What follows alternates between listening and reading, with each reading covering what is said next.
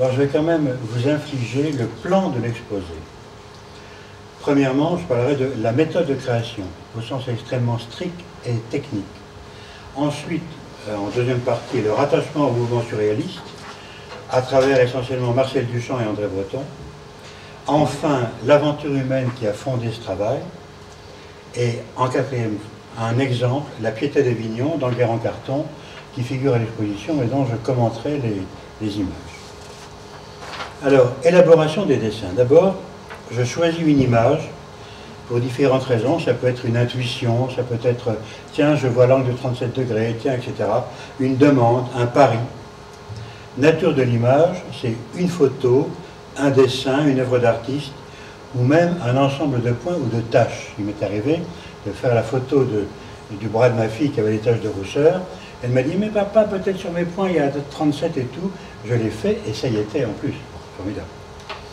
Alors, l'élaboration du dessin est extrêmement rigoureuse et je vous en donne le contenu. Parce que les gens disent souvent, il y a beaucoup de calculs, il y a beaucoup de travail. Non, c'est extrêmement simple dans la formulation en tout cas. Je commence par repérer sur l'image tous les angles de 37 degrés, ou de 3 x 37, et je les trace sur l'image avec la bisectrice. J'obtiens ainsi alors vous me direz comment vous les repérez. Ben, je promène un calque sur l'image, et si je vois par exemple un pli de vêtement avec le bras d'une personne à côté qui fait 37 degrés, je le mets en ce sens-là. Je suis totalement surréaliste, entre guillemets, puisque j'associe des éléments qui n'ont aucun rapport de causalité entre eux. Ce n'est pas comme l'écriture automatique, mais ça s'en rapproche de cette façon-là. J'obtiens ainsi un semis de points qui sont les sommets de ces angles. L'image à ce moment-là disparaît, je n'en tiens plus compte, et je travaille uniquement sur les semis de points. L'image a disparu pour moi, je ne travaille plus dessus, elle va réapparaître à la fin du travail géométrique comme en quelque sorte le fond qui donne le côté, entre guillemets, artistique de la chose. Alors ensuite, et c'est là que le hasard objectif commence à intervenir, je recherche les angles de 37 degrés dont le sommet sera l'un des sommets précédents et dont les côtés passeraient par deux autres de ces sommets. Normalement, la probabilité pour que ça se passe est assez faible. Il m'est arrivé, avec 11 premiers sommets de 37 degrés, de trouver 15 nouveaux sommets en passant comme ça, ce qui est un comble, parce que c'est un paradoxe de l'organisation du plan. Ensuite, je recherche parmi les angles de 37 degrés, celui qui me conduira à une figure que j'ai appelée Vulcain, qui se trouve une espèce de flèche que vous avez vu à l'exposition, dont les trois angles sont de 37 degrés. Alors là, il y a une procédure. Je décide que cette figure n'est valable que si elle s'inscrit déjà dans la toile d'araignée géométrique précédente. C'est-à-dire que jamais elle ne s'impose de mon fait, elle sort de l'image à partir de la toile d'araignée.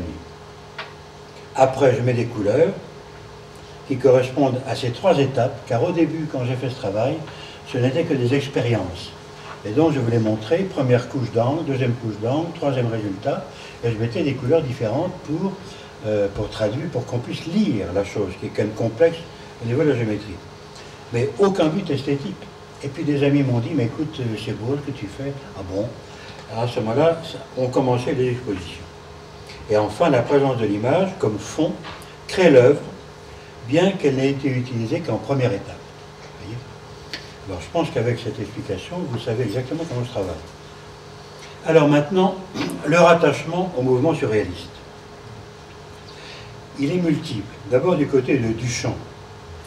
Duchamp a été, alors je vous lis un petit passage, c'est une petite biographie sur Duchamp. Vers la fin de 1912, Picabia fait jouer ses relations pour dénicher à Duchamp un poste de bibliothécaire à Sainte-Geneviève, à Paris, où il travaille jusqu'en mai 1914. Là, non seulement Duchamp touche un petit salaire, mais il peut se retrancher dans le royaume de l'érudit, loin du monde de la peinture. Il se plonge dans les mathématiques et la physique, où de récentes découvertes viennent d'ébranler les fondations de la pensée scientifique. Car à cette époque, on sort complètement de la période en quelque sorte dure des sciences, qui venait de Descartes, Galilée, etc., où un corps était un corps plein qui avait un poids, etc., où toutes les choses étaient relativement simples, et où les relations mathématiques, notamment celles de Galilée, allaient d'elles-mêmes une fois qu'on les avait trouvées. À cette époque, on découvre qu'il y a des ondes, qu'il y a des corpuscules, que la matière est vide, que même en mathématiques, le concept de coupure fait qu'on ne sait jamais si on a le droit de mettre un point à cet endroit ou pas. Bref,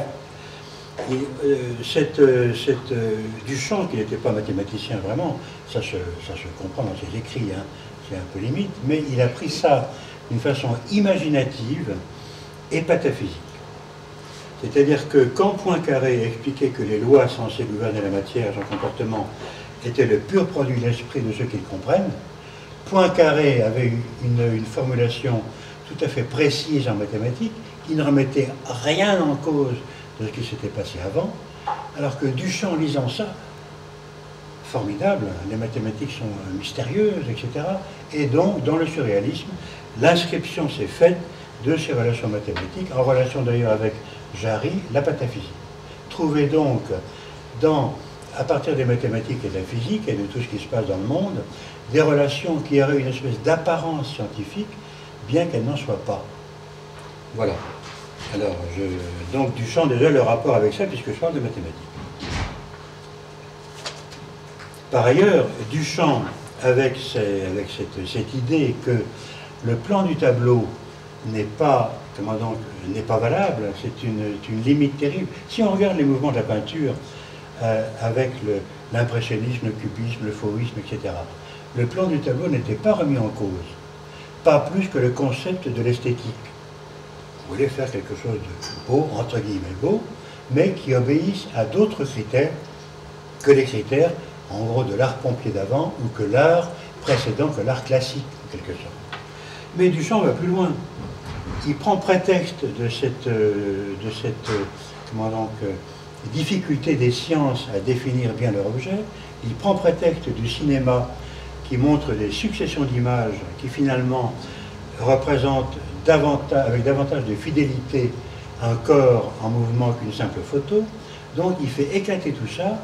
Il dit en plus l'esthétique, j'en veux plus, d'où ses inventions et sa peinture en quelque sorte. Alors, en ce qui me concerne, la différence qui se passe avec Duchamp, c'est que, si j'ose me permettre cette comparaison un peu grandiose, c'est que lui est pataphysique jusqu'au bout. C'est-à-dire que quand il utilise les mathématiques, il va mettre des axes de coordonnées sur ses dessins, mais comme ça. Alors que le travail de géométrie que je fais est d'une rigueur scientifique absolue. Là où je suis pataphysique, c'est dans la collecte des informations, mais une fois que le dessin est sur la table, je suis rigoureusement scientifique. Et c'est cette opposition qui m'intéresse et qui m'amuse en quelque sorte. C'est également cette opposition qui me vaut parfois quelques sarcasmes. Voilà. Alors, par ailleurs, Duchamp, sans être au niveau de Breton pour le hasard objectif, utilise quand même le hasard. Par exemple, je vous lis quelques lignes. En 1913, Duchamp construit un étrange objet qui restera un de ses œuvres favorites et marque sa rupture définitive avec l'art tel qu'on le conçoit. 3 stoppages étalons et 3 standards stoppages. Ce n'est ni une sculpture, ni une peinture, mais une boîte contenant une idée. Une application de cette idée est la loi qui en résulte. C'est le fruit d'une expérience. Tout ce que je fais, c'est des expériences. Une expérience conduite en laissant tomber 3 fils à coudre d'1 mètre de long d'une hauteur d'1 mètre. Ils ont atterri sur une toile peinte en formant 3 courbes aléatoires, aussi gracieuses que les silhouettes de nu de Matisse. Duchamp les a ensuite collées avec du vernis sur des bandes de toile monochrome bleu noirâtre. Vous voyez là que Duchamp confie à la vie et à ses hasards de production la source d'un événement artistique. Voilà.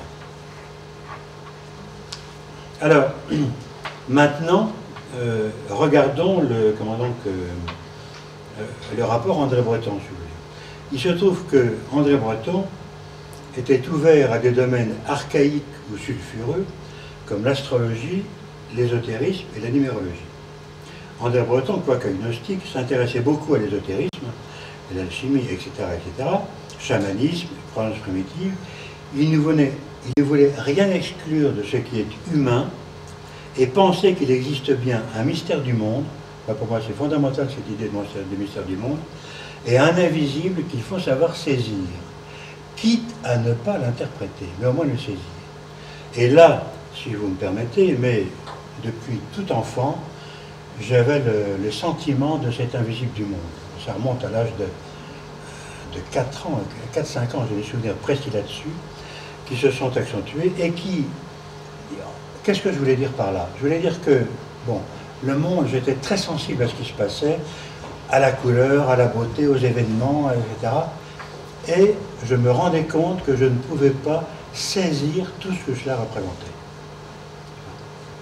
Et il se trouve qu'à 15 ans, après des études littéraires latin-grec au lycée, j'ai eu un coup de foudre pour les mathématiques, mais dans le même temps, donc pour une pensée plus rationnelle en quelque sorte, limitée dans ses mécanismes, et un journaliste venait à la maison, sa femme me donnait des leçons de latin, elle avait des yeux verts extraordinaires, je faisais beaucoup plus, je plongeais dans ses yeux verts beaucoup plus que je n'écoutais son latin, et son mari donc était journaliste. Et il nous racontait des histoires extraordinaires, des histoires non pas de fantômes, ce serait un peu simplet, enfin des histoires d'occultisme, d'autres, d'apparitions, de disparitions, les Anglaises de Versailles qu'on a aperçues des années après avec témoignages de police, etc., etc. Et cet homme, et je me disais, je me souviens là une phrase très précise, si un seul de ces événements que cet homme raconte est vrai, ça remet en cause tout ce que j'apprends par ailleurs en physique, en mathématiques, etc. Sans pourtant l'annuler, car il n'était pas question pour moi de renoncer du tout à la rationalité, aux mathématiques, à la physique, absolument pas. Mais peut-être qu'il y a un autre monde derrière qui procède autrement. Et alors, ce qui est très curieux, c'est que j'ai parlé d'André Breton, et j'ai découvert aujourd'hui, comme quoi tout peut arriver très tard, mais non d'une pipe, encore un hasard objectif, il s'appelait Guy Breton, lui.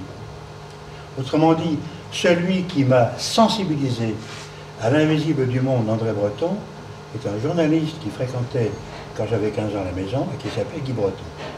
Ça serait ravi, Guy Breton, André Breton. Bref. Et enfin, évidemment, pour Breton, le fameux hasard objectif.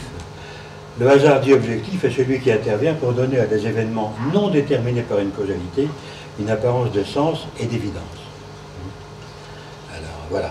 J'ai un autre rapport à Breton que le hasard objectif. Alors, comme exemple de hasard objectif, dans Nadja de Breton, quel joli nom Nadja, comment ne pas tomber amoureux d'une femme qui s'appelle Nadja, il faut bien dire. Alors, le 7 octobre 1926, il écrit « Avec respect, je baisse ses très jolies dents, et elle, alors, lentement, gravement, la seconde fois sur quelques notes plus haut que la première, la communion se passe en silence, la communion se passe en silence. C'est, m'explique-t-elle, que ce baiser la laisse sous l'impression de quelque chose de sacré, où ses dents, entre guillemets, tenaient lieu d'hostie. » Bon. Ça, c'est le 7 octobre. Et le 8 octobre, Breton raconte, j'ouvre en m'éveillant une lettre d'Aragon venant d'Italie et accompagnant la reproduction photographique d'un détail central d'un tableau d'Uccello que je ne connaissais pas. Ce tableau a pour titre « La profanation de l'hostie ».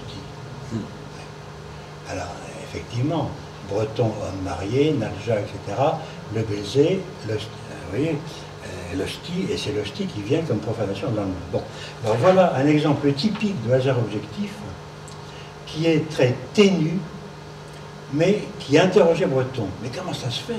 Quelle est la probabilité? Il n'était pas un mathématicien pourtant. Quelle est la probabilité pour que je reçoive cette lettre d'Aragon parlant de l'hostie, alors que la veille, Nadja m'a parlé d'hostie? Bon, ça c'est pour le hasard objectif. Donc, ce hasard objectif, alors voilà. Alors dans le cas de mon travail, le hasard objectif intervient de deux façons. Premièrement, dans l'environnement qui entoure et qui déclenche les dessins. Et cela dès le début, avec la genèse de mes méthodes, dès la rencontre avec quelqu'un qui s'appelle Robert Changeux, dont je parlerai après. Et deuxièmement, dans la genèse des figures hautement improbables qui en résultent. C'est-à-dire que Le hasard objectif n'est pas seulement déclencheur du choix d'un dessin et du début du travail ou de la méthode, il gouverne après ces dessins, qui sont parfaitement improbables pour la plupart. Je donne un exemple. Un des dessins qui n'est pas là, j'avais un corpus de 41 points. Je promène l'angle de 37 degrés et je trouve 18 angles de 37 degrés qui réunissent ces points. Très bien. Je mets toujours la bissectrice, car un angle sans bissectrice, c'est comme un poisson sans arête, il va n'importe où. Tandis que la bissectrice donne un axe, une direction précise à un angle. D'où la bissectrice sur mesure de 37. Alors je mets la première bissectrice, la deuxième bissectrice, la troisième passe par le point de rencontre des deux premières. La quatrième passe par le même point de rencontre, la cinquième, la sixième, la septième, c'est pas possible ça, la huitième. Les 18 bissectrices sont concurrentes, avec un corpus de points de hasard absolu. Et je peux vous dire que, sans être un grand mathématicien, moi-même j'ai une petite culture initiale, enfin je n'ai pas continué à travailler, c'est un phénomène de probabilité totalement invraisemblable. Il y a une chance sur 1 milliard de milliards de milliards pour que ça se produise. On peut enfermer quelqu'un, un étudiant de 20 ans dans une salle avec une pointe bic et des feuilles, et lui dire, bon, ben, tu cherches un truc comme ça, à 80 ans, il n'est pas sorti de la pièce. Voyez. Alors, d'ailleurs, un jour, je voulais faire un livre préfacé par Hubert Reeves, parce qu'Hubert Reeves avait fait l'introduction d'un livre sur les synchronicités de Jung. Bon. Donc je me suis dit, c'est un homme ouvert à tout ça. Alors je vais à une de ses conférences, et à la fin, je vais le voir, je lui dis voilà, etc. J'avais déjà écrit, mais la secrétaire avait paumé la lettre, enfin bref, toujours la même chose. Et à la fin de la conférence, je lui montre ce dessin avec les 18 droites de hasard qui concourent. Alors elle est comme un électrochoc. C'est incroyable. Vous me prêtez votre... J'avais 2 exemplaires de cet ouvrage, en maquette. Il l'a pris, il m'a écrit qu'il ne ferait pas la préface, et il a prétendu avoir perdu le bouquin, que je n'ai jamais pu récupérer. Mais enfin, la fascination du Reeves, qui est quand même un tout petit peu scientifique, montre quand même que c'est extraordinaire. J'allais oublier aussi sur Breton, ce qui me rattache à lui, c'est l'amour fou. Car si vous avez la chance exceptionnelle que je sois avec vous aujourd'hui, c'est parce que, excusez-moi, j'aime bien plaisanter, je suis venu à Metz pour une femme avec qui je pensais avoir trouvé l'amour fou. Voilà. Alors, il se trouve que cette femme, je l'avais connue 40 ans avant, et voilà ce que dit justement Breton, que ce mythe de Vénus est donc à la fois cruel et beau, d'un amour mort ne peut surgir que le printemps d'une anémone, c'est au prix d'une blessure exigée par les puissances adverses qui dirigent l'homme que triomphe l'amour vivant. Alors les blessures adverses, etc., c'était il y a 40 ans, et j'ai cru que triomphait l'amour vivant. Je me suis trompé, et aujourd'hui, Nadja n'est plus Messine pour moi, Nadja c'est Thérèse de Lisieux, dont j'ai offert un grand portrait de 3,40 m sur 2,30 m à l'église Sainte-Thérèse, que vous pouvez aller voir si ça vous intéresse. Voilà. Donc, je pense en avoir assez dit pour mon rattachement au surréalisme. J'en viens maintenant donc à l'aventure humaine fondatrice, car j'aime autant vous dire que je ne me suis pas mis à ma table de travail un jour en disant « grattons-nous la tête, qu'est-ce que je pourrais inventer pour faire un art surréaliste ?» Absolument pas. C'est venu par un hasard total, un hasard évidemment objectif. Il a commencé comme ça, la rencontre, le 27 juillet 1991, avec Robert Changeux, qui est ce personnage qui est là. Je vous raconte la rencontre quand même, parce que, d'abord je vois que je vais assez vite, je pense que ça va tenir dans le temps. Je vous la raconte parce qu'elle est typiquement surréaliste. Je rentrais du Tour de France, où j'avais fait différents travaux, et 800 km en voiture, 27 juillet, j'arrive à 6 h, je me dis t'es fatigué, je me couche, impossible de dormir, et à 11 h du soir, je sors, comme un diable de sa boîte, pour aller prendre un pot à la terrasse d'un café au Carrefour des Gobelins à Paris.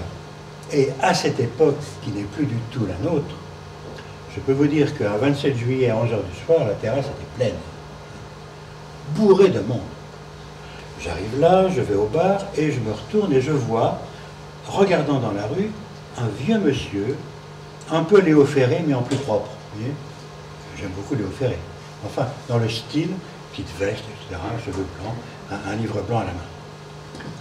J'avais 55 ans à l'époque, et je peux vous dire que je ne suis pas du tout un dragueur de vieux messieurs dans les bistrots, et pour la première fois de ma vie, j'ai cette pensée en voyant cet homme de dos, en plus, quand même bizarre.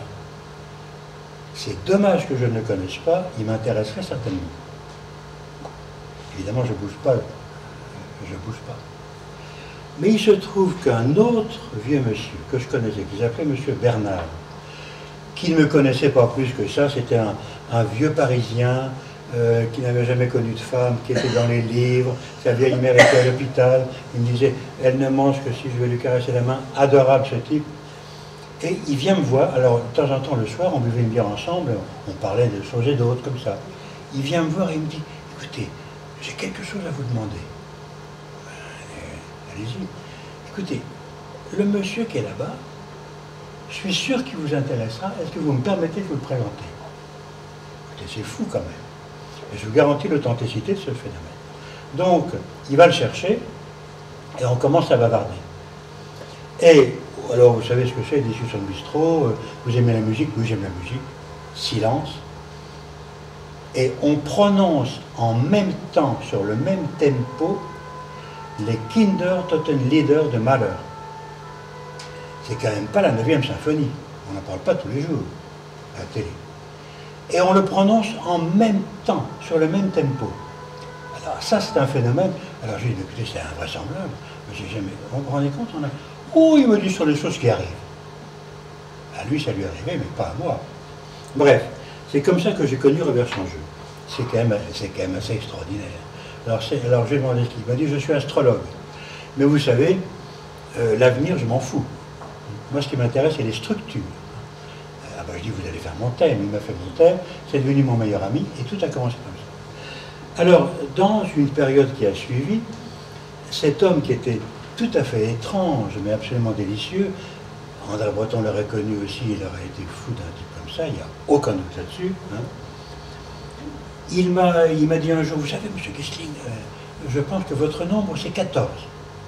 Bon, j'ai mis, comme il était extraordinaire, j'ai été marqué, non pas au fer rouge, mais en tout cas, j'ai enregistré, mon nombre c'est 14. Et il m'a dit, mais vous pouvez être fier, parce que c'était le nombre de Bach. Hein. Ah bon? Oui, mais Bach, alors il faut savoir, moi j'ai un bouquin là-dessus de 300 pages, que Bach, B plus A plus C plus H en numérologie, ça fait 14. Bach le savait, c'est un grand numérologue. Et vous avez dans des cantates, certaines cantates, j'ai une thèse là-dessus, toutes les 86 mesures, parce que 8 et 6, 14, une modulation. Donc j'étais évidemment fier d'avoir le même nombre que Bach. En plus, 14, dans la spiritualité chrétienne et biblique, c'est le rapport ciel-terre. Les 7 maisons de la terre, les 7 maisons du ciel. Le chemin de croix, 13, c'est la mort du Christ, et 14, c'est la résurrection. Donc, le rapport tertiel. Formidable. Par ailleurs, j'avais fait comme j'ai toujours aimé dessiner, et qu'il avait une espèce de don de prophète, et un jour, à partir d'une grille de loto, d'un dessin que j'avais fait, il me dit « Oh, monsieur Gessling, vous devriez superposer tout ça, ça fera un dessin formidable. » Alors, j'ai en effet fait ce dessin, que j'ai appelé le cristal numérologique, je vais essayer de vous le retrouver, vous le montrer. Alors, ce dessin qui est totalement abstrait, puisque je l'ai mis, ah, le voilà. Mais je ne le commenterai pas, hein. Voilà. Disons que ce dessin-là est issu d'une grille de loto et d'un dessin que j'avais fait. Il y a plein de propriétés que je vous épargne. Mais disons que, en géométrie de tracé, cet homme, pour moi, avait une espèce de sens comme ça étrange. Un jour, alors maintenant, je commence l'aventure incroyable qui s'est passée et que je vais vous commenter au fur et à mesure. Donc ça, c'était Robert Changeux. Image suivante. Un jour, je devais faire un livre en collaboration avec Maria João Pires, la pianiste portugaise. Je pourrais en parler encore 2 heures, celle-là, mais on n'a pas le temps. Et donc, des étudiants russes, j'étais prof de maths dans une école d'architecture, et des étudiants soviétiques à l'époque avaient apporté, il me semble, oui, avaient apporté du caviar comme moyen de troc. J'avais donc une petite boîte de caviar, j'avais 200 grammes de caviar dans mon frigo. Moi, j'avais une copine qui m'avait dit on pourrait le manger ensemble un jour. Et là, je n'ai pas été gentil du tout avec elle. Pour faire ce travail pour le mariage au Pires, je me suis dit je vais dîner avec cette boîte de caviar.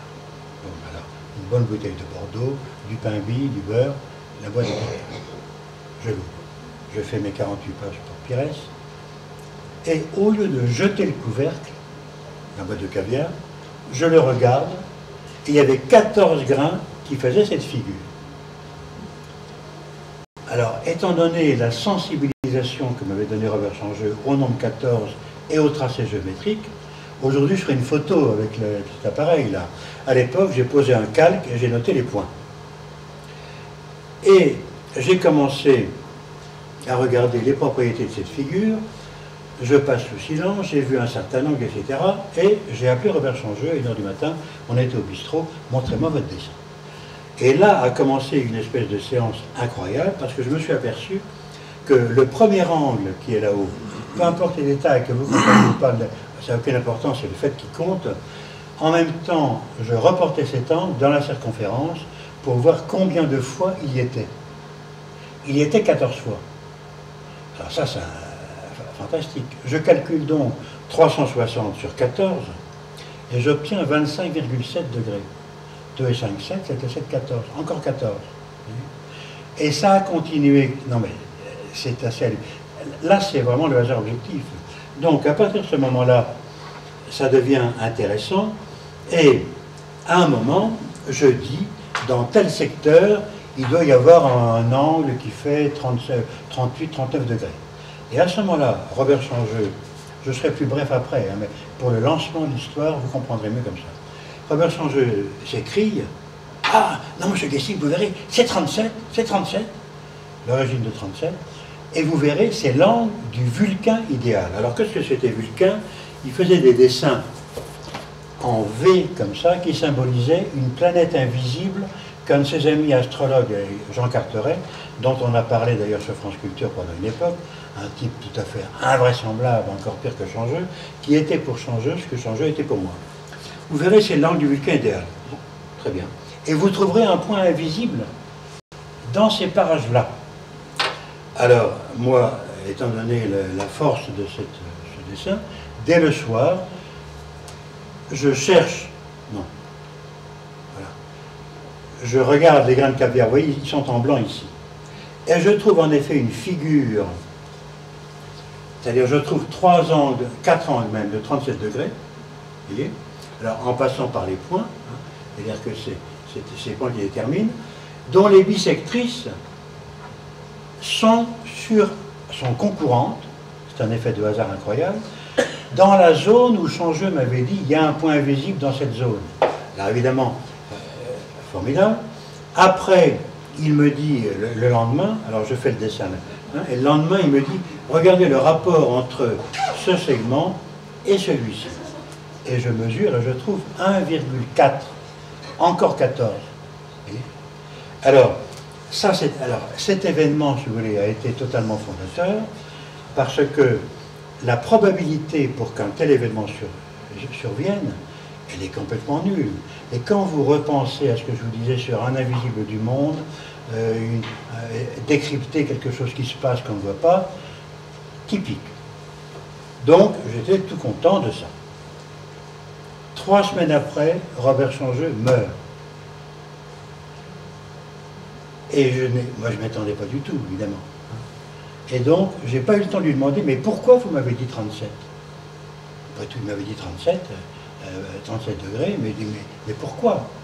Donc, je ne saurais jamais pourquoi il m'avait dit 37 degrés. Voilà. Alors, je continue. Il meurt. Et donc, bon, on veille le corps, etc. Et un soir, à 2 h du matin, j'étais avec un de ses amis astrologues, un jeune, et il y avait au mur, chez Robert Changeux, une grande carte du ciel. Car il était non seulement astrologue, mais il avait une formation scientifique et il avait fait une carte du ciel avec toutes les magnitudes qui avait été saluée par le professeur d'astronomie, pas astrologie, astronomie, à l'école polytechnique. Et donc cette carte, il m'en avait donné un double. Elle était là. Et ce jeune astrologue, une quarantaine d'années, je lui montre ce dessin-là. Alors, il se lève, vous savez, c'est stupéfiant, il se lève et il me dit « Ah, dans cette zone du ciel, tu vas trouver pareil. » Moi, étant donné que cette espèce de pêche au lancer incroyable fonctionnait depuis déjà des mois avec Robert Changeux, je prends ça au sérieux. C'est là que c'est surréaliste. Que toute personne raisonnable dirait écoute, arrête tes conneries, excusez-moi. Non. Mais non, je me dis, ah, pourquoi pas. Donc,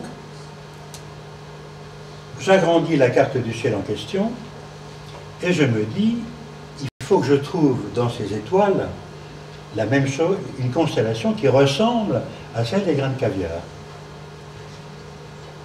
Et tout de suite, je fais ce choix-là. Et puis très vite, j'élimine une des deux.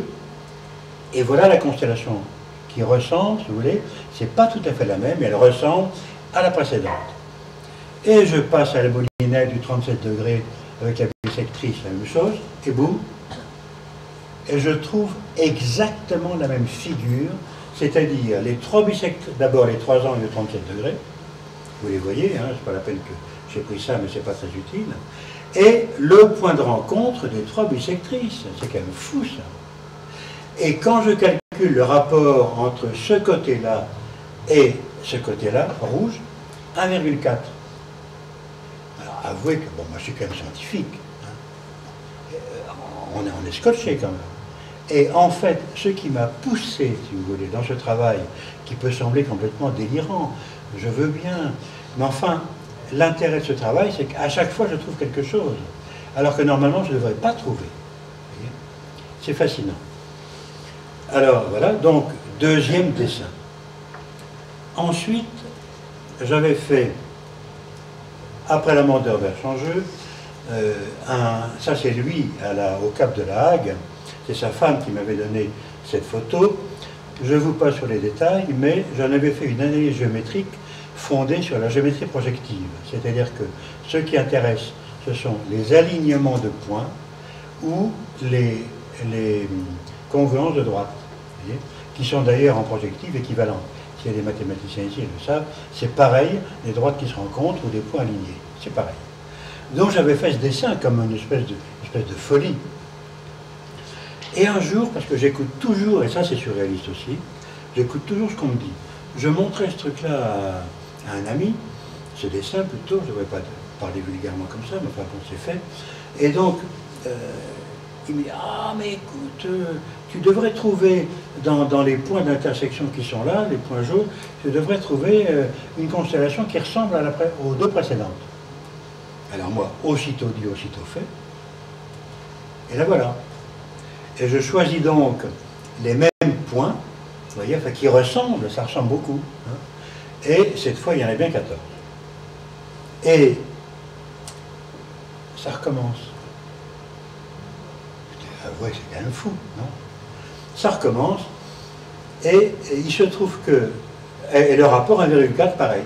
C'est-à-dire les trois angles, les points de rencontre des bissectrices, et le rapport 1,4 entre ce côté-là et ce côté-là. Alors, comprenez, quand on fait des sciences, on expérimente, on trouve le même résultat, et là, 3 fois je trouve le même résultat, à partir de données complètement folles, entre guillemets. Aucune rationalité. Comment se fait-il que ça se passe comme ça? Bon, très bien. Je suis pianiste, je fais du piano, et sur mon piano, il y avait un dessin que m'avait offert Robert Changeux quand on s'était connus. Et un jour, je ne sais pas pourquoi, quand j'étais là comme ça, je tombe sur, et je dis, mais au fond, peut-être que je vais trouver là-dessus aussi la même chose. Il me suffit de choisir des points qui ressemblent. Aussitôt dit, aussitôt fait. Je choisis cette constellation dont vous voyez qu'elle regroupe un peu les mêmes points. Alors elle est quand même assez distordue par rapport aux précédentes. Alors vous voyez, ce qui m'intéresse là-dedans, c'est je suis en terre inconnue, n'est-ce pas? C'est-à-dire que quand je décide de le faire, je ne sais pas ce que je vais trouver. Et bien, qu'est-ce que je trouve? Encore la même chose. C'est-à-dire, les trois bissectrices, les trois angles 37 degrés, le point commun ici, et le rapport 1,4. Écoutez, avouez que quand même, c'est quand même complètement stupéfiant. À ce moment-là, il se trouve que je connaissais à l'époque un jeune réalisateur de télé, tout à fait charmant, un petit peu imbu de lui-même, hein. Mais enfin charmant. Je dis ça parce que, bon, c'est normal, les médias, on sait ce que ça produit comme type de caractère. Et je lui montre mes 4 dessins. Alors il le prend un peu d'eux. On faisait de la gymnastique ensemble pour ne pas prendre de poids tous les dimanches matins. Et alors, dans une salle de gym, hein, et alors, il me dit, oui, mais enfin, écoutez, vous en avez 4, laquelle est la bonne? Après tout. C'est pas sérieux. Mais il a raison, laquelle est la bonne? Donc, je me suis posé la question à ce moment-là, faire la synthèse de mes 4 dessins. Alors, les 4 dessins, je les remets là, les uns à la suite des autres, pour vous les montrer, mais exprimés de la même façon. Vous voyez, c'est vraiment une proximité tout à fait incroyable. Alors, je décide de regarder toujours la méthode scientifique, c'est-à-dire que, pourquoi la méthode scientifique? J'applique une rigueur de procédure, on va dire, à des choses pataphysiques. Mais je ne fais pas de la pataphysique avec la procédure. C'est-à-dire que tout ce que je fais, on peut dire que ça ne sert à rien, que ça n'a pas de sens, je l'accepte. Mais la procédure, elle est d'une précision absolue, et on ne peut pas me chipoter sur la procédure. Donc, je regarde les points, comment interviennent les points homologues de ces différentes constellations, et je cherche les points qui interviennent le plus dans la figure. Et il y en a 3. Il y en avait 4 fois dans chaque figure. Donc, les autres interviennent soit 3 fois, soit 2 fois. Donc, je décide de prendre ce triangle comme triangle de référence, et toujours la rigueur de la procédure, je décide que cette base, de ce point-là à ce point-là, je vais la mettre à la même échelle pour tous, de façon à avoir un étalon de comparaison entre les dessins. Ce que je fais là, alors vous voyez ici, je dessine avec différentes couleurs, et à partir de ces 2 points qui sont mis à la même échelle, photocopie maintenant, 68%, rendement, etc. Et j'obtiens donc, en prenant les barycentres des points homologues, toujours la procédure absolument rigoureuse, pour que les barycentres, c'est comme ça, parce que les barycentres me permettent de remplacer 4 points par un seul point. Et voilà la constellation que j'obtiens. Ces points-là sont les barycentres, donc vous voyez qu'elles ressemblent, évidemment. Alors, évidemment, je passe ça à la moulinette du 37, vous j'embête pas trop, non, ça va? Donc, vous me dites, hein, si je suis trop long, mais enfin bon, c'est ça le travail, quoi. Et je passe à la moulinette du 37. Et la stupéfaction, que j'espère vous partagerez, je trouve non pas 3 angles, mais 6 angles de 37. En voilà un là, un là, un là, un là, un là et un là. Dont les bissectrices se recoupent 3 à 3. Ah, écoutez, gentil. Normalement, c'est le désordre. Les bissectrices se recoupent 3 à 3 pour former un triangle. C'est quand même complètement... Alors, vous savez, ça, plus ça, plus ça, plus ça, plus ça, ça finit par faire beaucoup. Et ici, je vous montre, dans le cas général, quand on fait se rencontrer 6 bissectrices, on obtient 15 points. Et dans ce cas particulier, on n'obtient que 9 points, avec le petit triangle qui est en haut. Donc, c'est déjà exceptionnel. Et puis, comme j'ai dessiné des centaines d'ellipses dans ma préparation à la Polytechnique, parce qu'à cette époque, on faisait beaucoup de géométrie descriptive, c'était ma partie forte, la géométrie descriptive, ils n'en font plus maintenant, c'est pas une critique. Bon, j'ai le sens d'une ellipse, je sais ce que c'est. Et tout d'un coup, je me dis, ah, mais tiens, c'est 6 points.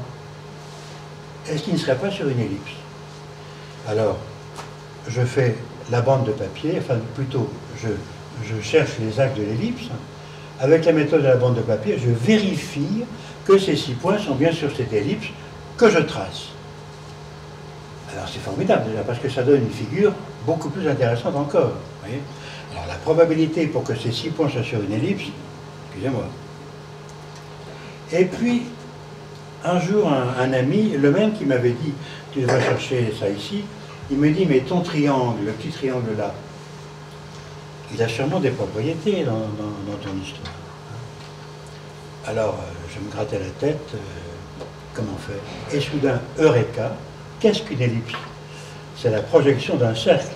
C'est par affinité, on passe du cercle à l'ellipse et réciproquement. Ah, ben je me dis, je vais voir ce que devient le fameux triangle par l'affinité inverse qui permet de passer du cercle à l'ellipse. Et plutôt de l'ellipse au cercle. Alors, construction de l'affinité, bon, vous n'êtes peut-être pas tous mathématiciens ici, enfin bref, il y a une construction géométrique précise, et j'obtiens ce triangle-là. Et tenez-vous bien, quel est l'angle ici? 37 degrés. Et quelles sont les proportions de ce triangle? 3, 4, 5. C'est-à-dire que je découvre que ce fameux angle de 37 degrés, c'est l'angle du triangle 3, 4, 5 qui a servi pour les cathédrales, pour les compagnons, avec la corde à 12 nœuds à faire l'angle droit.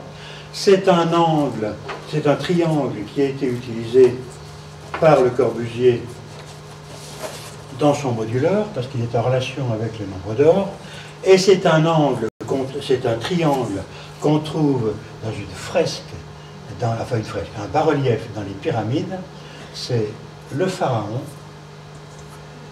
en érection, adossé à l'hypoténuse du triangle 3, 4, 5. Pas rêver mieux. Non mais c'est quand même incroyable. Hein. C'est-à-dire que le fameux angle de 37 degrés, à 1/300e près, il est là. Et il est là. Alors, ça m'a donc, si vous voulez, alors voilà, donc je découvre à ce moment-là que non seulement l'angle de 37 degrés est en relation avec les tracés de la géométrie architecturale et symbolique, on va dire ésotérique, hein, mais qu'en plus, il était dès l'origine dans le dessin. Voilà le premier dessin. Là, c'est le premier des grains de caviar. Quand vous regardez les angles, ils sont tous là. Et je découvre aussi que le triangle de Pythagore qui est ici, vous voyez, qui était là, c'est le quart de la figure que j'avais appelée Vulcain, parce que je appelais ça Vulcain. C'est-à-dire qu'on prend 4 triangles de Pythagore, on les assemble, et on obtient cette figure que vous voyez sur mes dessins. Ouais, c'est quand même assez stupéfiant. Alors, si vous voulez, la probabilité, je suis dans les temps, je pense, j'espère pour vous, mais la probabilité pour que cette chaîne d'événements ait lieu, elle est, écoutez, elle est vraiment, c'est totalement infime. Ça pose vraiment une question. On peut quand même s'interroger.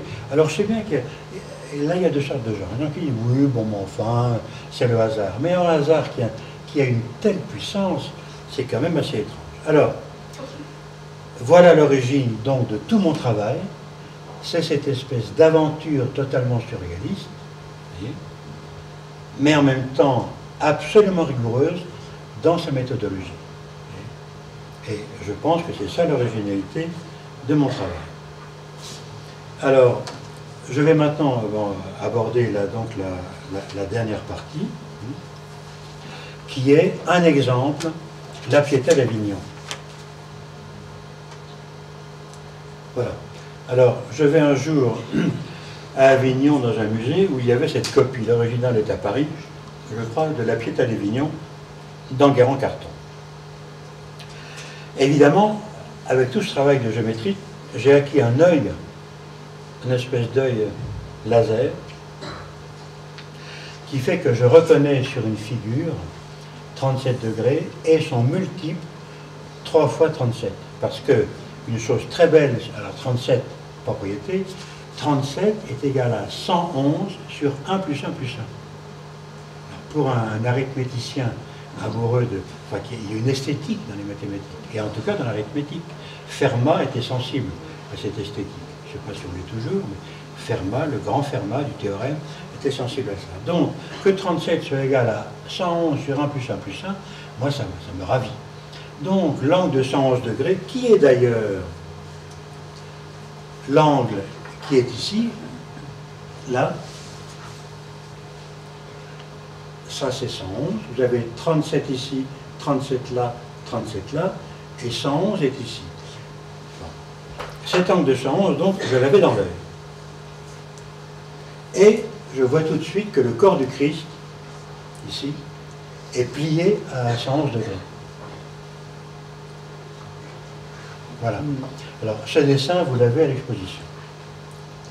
Et donc, à ce moment-là, alors c'est le déclencheur, en quelque sorte, de hasard objectif. C'est le tout d'un coup, c'est comme dans Nadja. Hein, elle dit ça. Ah, elle a dit ça. Bon. Donc là, 111, il y a 111. Donc, je fais ça. Et non seulement il y a 111, mais il y a aussi 74 que je n'ai pas vu tout de suite. Ah non, alors le 111 est sur, voilà sur le dessin final que vous avez là. Donc le décryptage du tableau que vous avez là-bas, il est là. Et je m'aperçois que 74, c'est-à-dire 2 fois 37, est égal, c'est l'angle entre cette fois le bras et le thorax du Christ. Et donc, il apparaît dans le dessin. Voyez, voilà comment commence un dessin. Alors après, je fais le travail que j'ai annoncé au début. Je cherche tous les angles de 37 degrés avec leur bissectrice et je les mets sur la figure. Alors vous direz, bon, ben, comment c'est possible? Alors je reviens en arrière. Si vous regardez ici, il y a un pli. Et d'abord, il y a le câble qui intervient. Il y a un pli de vêtements. Boum, ça fait 37, toc, je le note. Et il y en a d'autres un peu partout. Hein, comme, bon, on n'a pas le temps de regarder. Et puis d'ailleurs, moi-même, une fois que le dessin, une fois que j'ai mis en calque les couleurs et tout, bon, ben, je me fais confiance, mais où est-il? Bon, bref. Donc, voilà tous ces angles. Avec leur bissectrice. Ça fait quand même un paquet. Alors, à partir de là, j'applique la deuxième phase. Je cherche les angles de 37 degrés qui réunissent les sommets de ces premiers angles. Ça, c'est les points. Ça, c'est mon corpus, maintenant, de points. Voilà. Il n'y a plus que ça, maintenant. C'est-à-dire que j'oublie tout le reste. J'ai un corpus d'un certain nombre de points qui sont là, et je vais travailler là-dessus. Alors, comment je travaille là-dessus? Je cherche les angles de 37 degrés qui réunissent les sommets les uns aux autres. J'en trouve. Par contre, je n'ai pas trouvé de mathématicien. Moi, je ne connais pas les probabilités. Il fallait que je m'y mette, mais bon, je suis un peu paresseux, il y a autre chose à faire.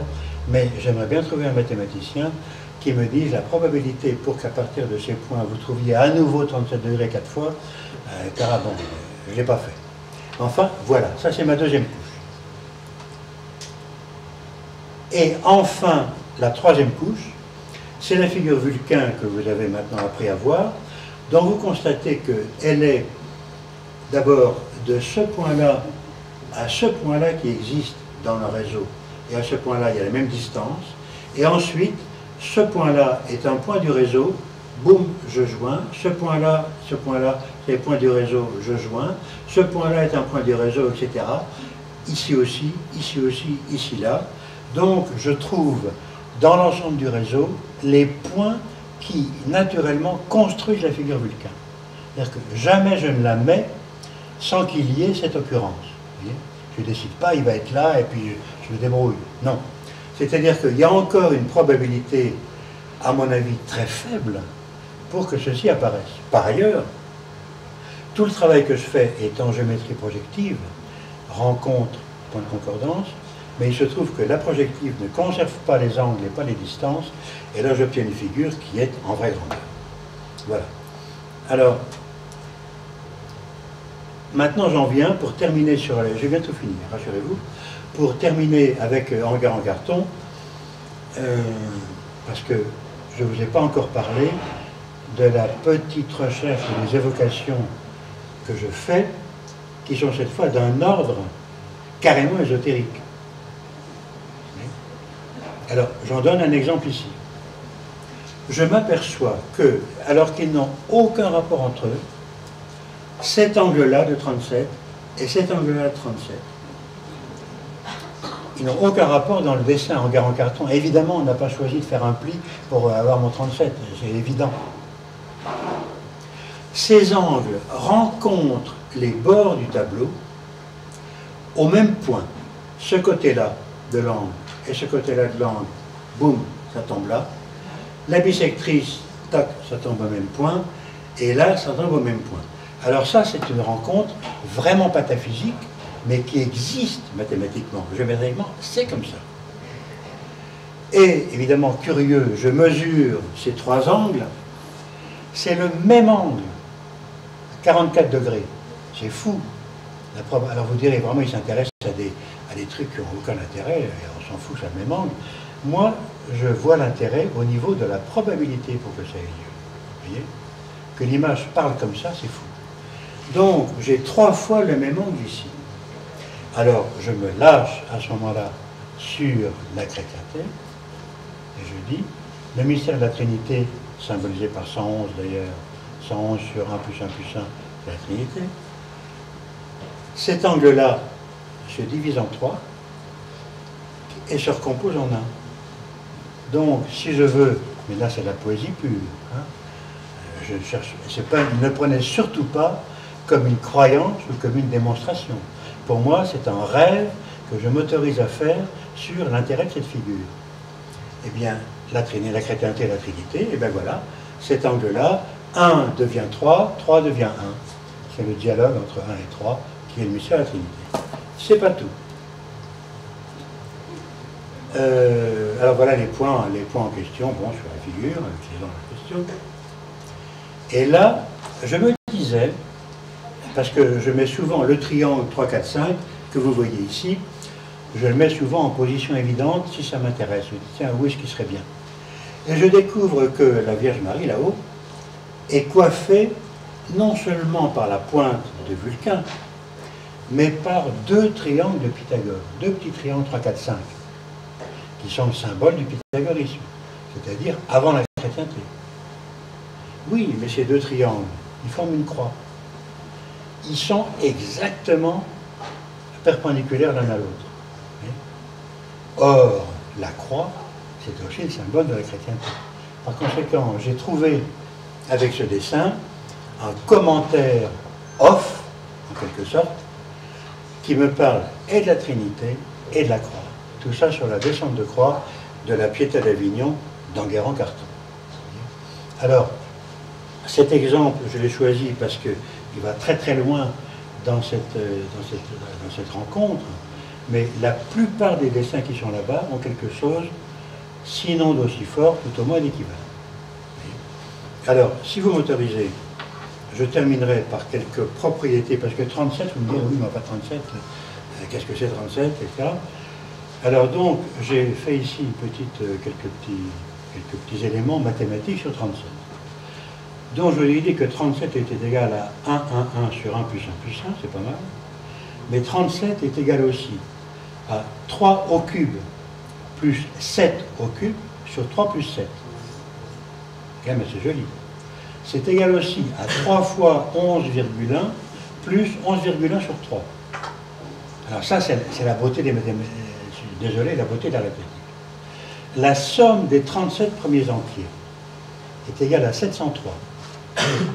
C'est-à-dire, on retrouve le 3 et le 7.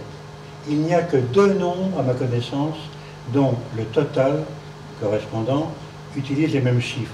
Il y a 19 qui fait 190 et il y a 37 qui fait 703. Alors, je ne vous surprendrai pas en vous disant, tout bretonnant que je suis, que mon matricule à Polytechnique, que j'avais sur le revers de mon uniforme, était 703. C'est pas mal.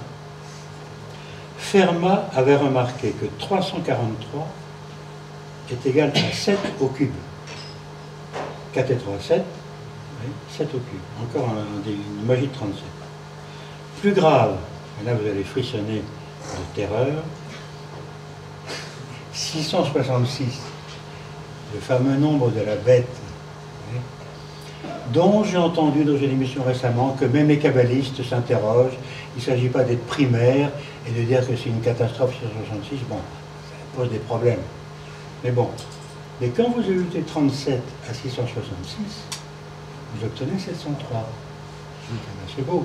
Autrement dit, 37, mon 37, si j'ose dire, le 37 de Robert Changeux, guérit 666. Écoutez, pas mal.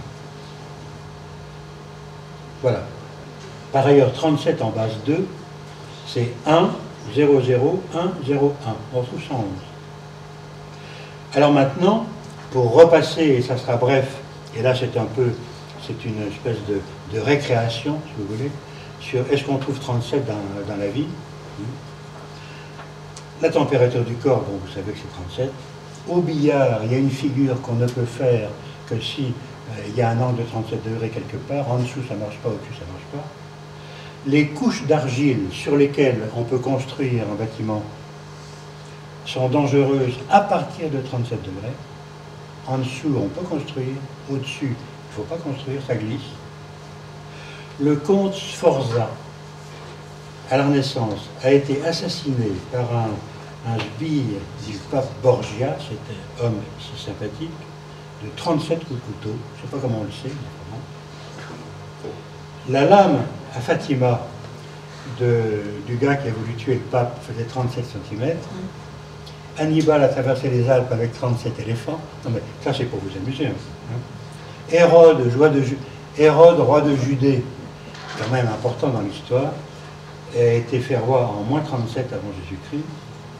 Le Bugaled, vous savez, en Bretagne, a coulé en 37 secondes. Le Titanic a heurté 37 secondes après l'iceberg, après le cri de la vigie apercevant l'iceberg.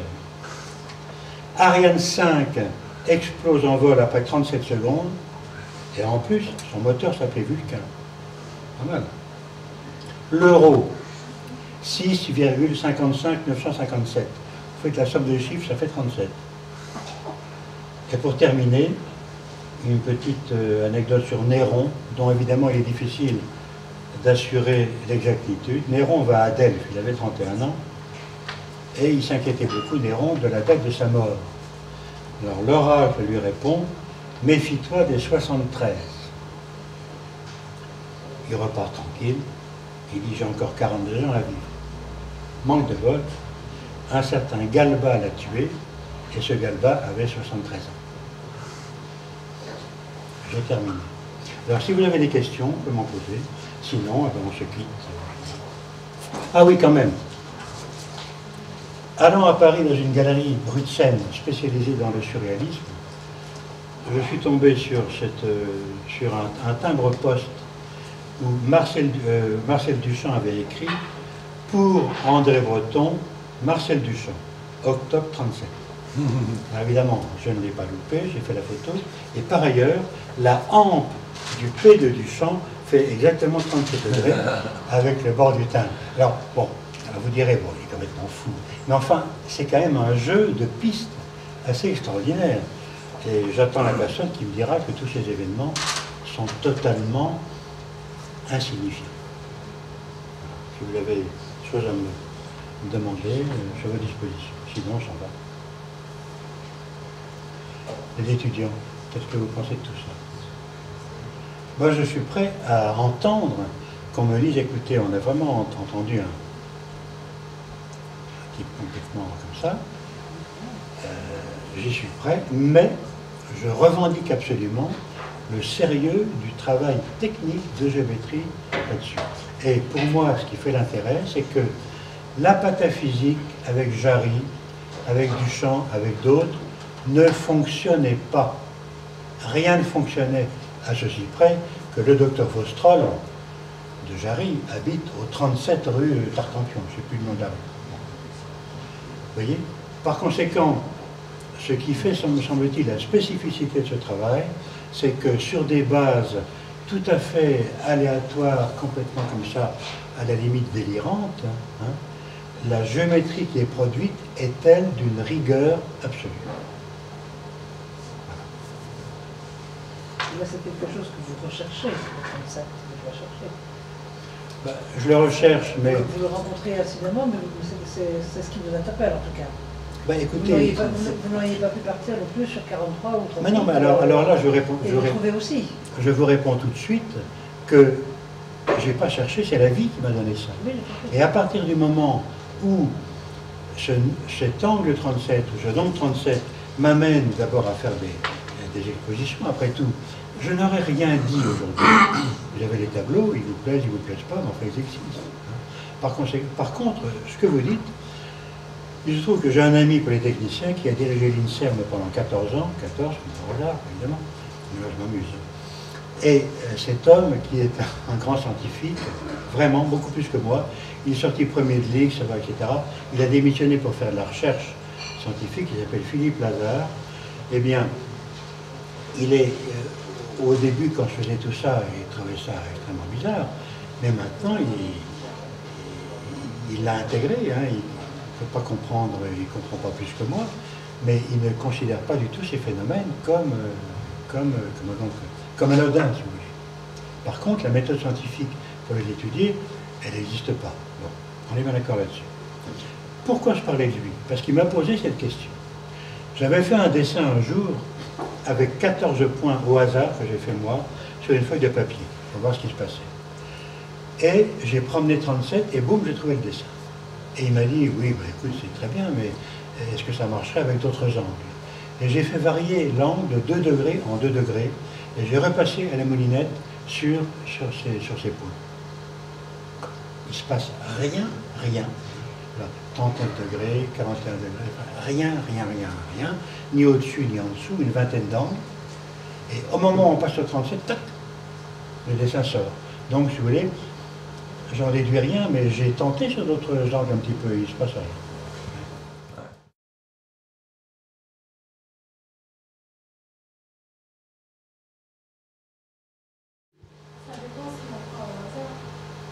Si on croit au hasard. Ben, vous savez, moi je ne crois à rien. Je ne crois à rien parce que je pense que le mot croire ne peut s'appliquer qu'à Dieu. Et bon, on croit en Dieu, on ne croit pas en Dieu. Bon. Mais on ne peut pas croire à autre chose. Parce que croire, c'est abandonner sa faculté de jugement. Hein? Parce que si vous croyez, je crois, etc., vous n'avez plus à raisonner dessus. Vous croyez, c'est terminé. C'est la fameuse opposition entre la foi et l'analyse. Par conséquent, enfin je ne sais pas si je réponds à votre question, mais le mot croire, je ne peux pas l'employer. D'ailleurs, je me refuse de l'employer. Parce que moi, j'ai l'intime conviction, mais ce n'est qu'une intime conviction, ce n'est pas une croyance, que ce nombre 37 a quand même des propriétés singulières si on donne crédit au concept, le mystère du monde. Je le crois quand même. C'est-à-dire que, alors évidemment, si j'avais 2 vies, j'aurais 40 ans, mais moi j'ai autre chose à faire, je pourrais essayer sur d'autres angles, mais j'ai pas envie, c'est perdre mon temps. Je préfère creuser là-dedans, si vous voulez. Mais j'ai quand même l'intime conviction que ce 37 n'est pas comme un autre nombre, n'est pas comme un autre angle. Alors maintenant, quant à interpréter en quoi il est différent, qu'est-ce qu'il a de plus, qu'est-ce qu'il a de moins, à quoi il correspond, ça c'est une autre paire de manches. Mais si j'avais encore 50 ans à vivre, je m'attellerais à ça. Mais vraisemblablement, bon, je pense qu'à 123 ans, je serais au 37e dessous. D'accord. Voilà. Et par ailleurs, ce qui me plaît là-dedans, si vous voulez, je cherche rien à démontrer. Je cherche à faire partager une aventure dont j'ai la certitude qu'elle est en probabilité exceptionnelle. Parce que quand vous dites le hasard, ça arrive à tout le monde et c'est ça, oui, certes, mais pas ces choses de géométrie. Non, ça, je connais personne qui fait ça. Et j'ai pas fait exprès, ça m'est tombé dessus. Autrement dit, cette espèce de parcours, cette création quand même vraiment étrange, si vous voulez, je me sens, enfin d'abord, une espèce de devoir, j'ai envie de la communiquer, quoi. Et je voulais dire, je dois vous dire que c'est pas très facile, hein. C'est pas très facile parce que c'est quand même, moi des scientifiques, Bon, je suis maladroit pour les contacter sans doute, tirer les sonnettes, je ne sais pas. Et puis, quel est l'angle que je vais prendre pour dire mon travail est sérieux? Épouvantable. Je pense avoir fait un pas aujourd'hui d'ailleurs, grâce à cette conférence, en expliquant qu'il y a le côté pataphysique d'un côté, et je me rattache pour ça au surréalisme, parce que le surréalisme, c'est un mouvement humain qui a existé. Ce ne sont pas des sectaires qui fait le surréalisme, comme Breton. Mais Breton était sectaire, mais pas vraiment. Bon, il avait un caractère un peu spécial. Il était extraordinaire, Breton. Voilà. Mais si vous voulez, il y a là-dedans quelque chose que j'ai envie de partager. Je ne peux pas m'en empêcher, il n'y a rien à faire. Alors, on me fait tout le temps ça. Oui, mais c'est pas ce que vous cherchez, 37, que vous le trouvez. Si un jour je suis à ma fenêtre, boulevard Sébastopol, à Paris, et que je veux passer un diplodocus, qu'est-ce qui compte? Qu'est-ce qui est important? C'est que moi je l'ai vu passer ou que ce soit le diplodocus qui monte le boulevard Sébastopol. Donc la question tombe d'elle-même.